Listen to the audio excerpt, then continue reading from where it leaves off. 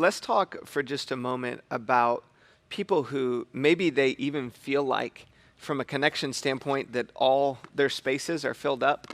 Oh, yeah. They've gotten so much in their lives going on. Yeah. And it's like, oh, I don't have any more space for more relationships. Why is community in the church with groups different than all other community?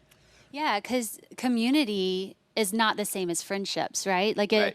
there's a different level. So you might have your friends, your colleagues would be one level of friendship that you have. Then you would have people that you hang out with, that you would, want to have dinner with, do barbecues with. That's another level of friendship.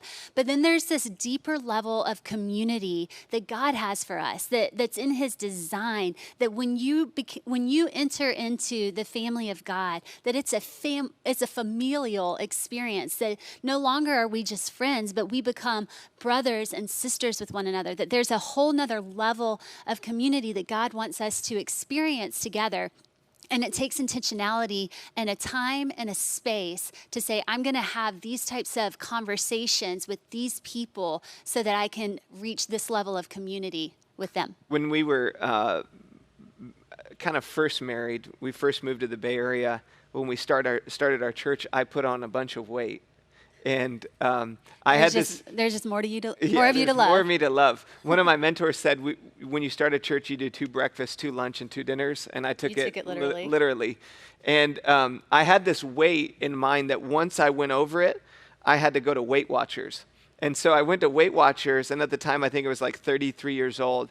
And every person in there was like a 65-year-old woman, which we love. We have a lot of 65-year-old women in our church. It's just like, which one of these is not like the other? Yes. And but what was amazing about that experience was every week when I went to Weight Watchers, it forced me to think about the thing that I already value.